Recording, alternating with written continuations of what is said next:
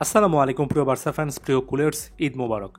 4-1 ব্যবধানে বার্সেলোনা সর্বশেষ ম্যাচটা জিরোনার বিপক্ষে জয় পেয়েছে এবং স্কোর লাইনটা খুব পরিচিত মনে হচ্ছে, কারণ এই হানসি ফ্লিকের অধীনে অনেকগুলো 4-1 রেজাল্ট, এই টাইপের রেজাল্টগুলো আমরা দেখছি এবং এটা দেখে মনে হতে পারে যে ম্যাচটা বার্সার জন্য আসলে অনেক সহজ ছিল। তবে যারা ম্যাচটা লাইভ দেখেছেন তারা খুব ক্লিয়ার কাটভাবে এই জিনিসটা জানেন যে একেবারে আওয়ার মার্ক অর্থাৎ 60 মিনিট পর্যন্ত বার্সেলোনা এই ম্যাচটাতে কিন্তু বেশ কয়েকটা জায়গা থেকে স্ট্রাগলও করছিল এবং মনে হচ্ছিল যে ভাগ্যটা হয়তো বার্সার খুব একটা বেশি পক্ষে থাকবে না। একের পর এক আক্রমণ হয় জিরোনার গোলকিপার গাজানিগা অথবা ভাগ্যের কারণে কিন্তু বার্সেলোনা কনভার্ট করতে পারছিল না। আমরা যদি একেবারে শুরু থেকে শুরু করি, প্রথম 15 মিনিটের মধ্যে অন্তত 3টা ক্লিয়ার কাট অপরচুনিটি এসেছিল। একবার লেভানডফস্কি শটটা ঠেকিয়ে দেন গাজানিগা, বা বলা উচিত লেভানডফস্কি জায়গা মতো শট নিতে পারেননি। আরেকবার ক্লোজ রেঞ্জ থেকে লামিন ইয়ামালের এফোর্ট ছিল, আরেকবার রোনাল আরাহোর দুর্দান্ত একটা হেডার ছিল যেটা কিনা এই গোলকিপার গাজানিগা দারুণ দক্ষতায় ঠেকিয়ে দিয়েছিলেন। মনে হচ্ছিল যে এই ম্যাচটা বার্সার জন্য আসলে অনেক কঠিন হবে। 43তম মিনিটের সময় লামিন ইয়ামালের ফ্রি কিক থেকে বার্সেলোনা যে ওন গোলটা পায়, সেটার পরেও কিন্তু বার্সা অনেক বেশি করে যে খেলায় ছিল ব্যাপারটা এমন নয়। তবে হানসি ফ্লিকের অধীনে বার্সা যে জিনিসটা পুরো সিজন জুড়ে অনেক ভালো করেছে সেটা হচ্ছে অসাধারণ কামব্যাক। ফার্স্ট হাফে খুব একটা বেশি কনভিন্সিং ফুটবল না খেলার পরে সেকেন্ড হাফে বারবার ফিরে আসা, যেটা বার্সেলোনা এই ম্যাচে করতে পেরেছে। লেভানডফস্কি 61তম মিনিটের সময় যে গোলটা পেয়েছেন তার আগে এরিক গার্সিয়ার একটা শট কিন্তু পোস্টে লেগে বাইরে দিয়ে চলে যায়। তখনও মনে হচ্ছিল যে লাকটা হয়তো বার্সার পক্ষে নেই। তবে 61তম মিনিটের সময় রবার্ট লেভানডফস্কি করলেন একটা অ্যাক্রোব্যাটিক গোল, যেখানে কিনা এ বয়সেও তার অ্যাথলেটিসিজমের একটা পরিচয় দিলেন এবং যে অ্যাঙ্গেল থেকে তিনি গোলটা করেছেন অলমোস্ট ইম্পসিবল টু ইমাজিন। এমন একটা সেট আপ থেকে লেভানডফস্কির এক্সপিরিয়েন্সটা তিনি কাজে লাগিয়েছেন এবং সেখান থেকে বার্সেলোনা কিন্তু ঘুরে দাঁড়িয়েছে।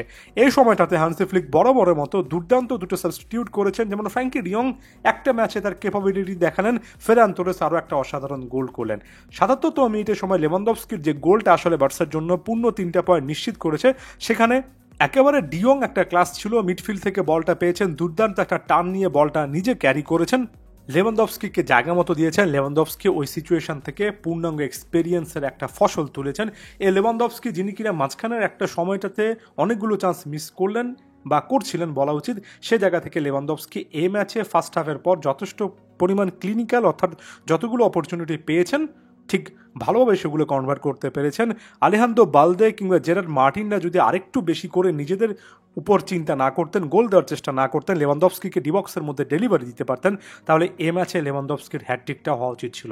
তবে সেটা যাই হোক, ফেরান তোরেস আরও একবার কিন্তু তার নিজের ক্লাসটা দেখালেন, আরও একটা মহামূল্যবান গোল করলেন। যে জায়গা থেকে বল পেয়েছিলেন জেরার্ড মার্টিন থেকে, সেখান থেকে দুর্দান্ত একটা ফার্স্ট টাচ এবং সময় নষ্ট না করে বা পায়ের ফিনিশিং, ফার্স্ট টাচ এবং সেকেন্ড টাচে ফিনিশিং ফেরান তোরেসের কাছ থেকে আমরা এই জিনিসটাই আশা করি। অনেকে ফেররানকে খুব একটা বেশি বল পায়ে দক্ষ ফুটবলার বা বার্সার সাথে এই দলটার সাথে পূর্ণাঙ্গভাবে যায় না এমন কথাবার্তা বলতে চান।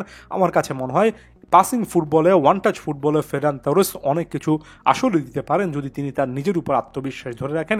এদিনের এই ফিনিশিংটা সত্যিকার অর্থে আমার দেখতে অনেক ভালো লেগেছে।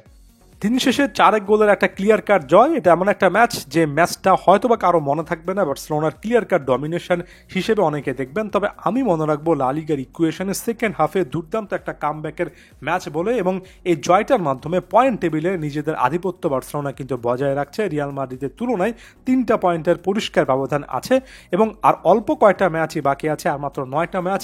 ইকুয়েশনটা বার্সার পক্ষে আছে, লা লিগা ট্রফি বার্সার কিন্তু নাগালের মাঝে আছে। আদিওস ভিস্কা এল বার্সা।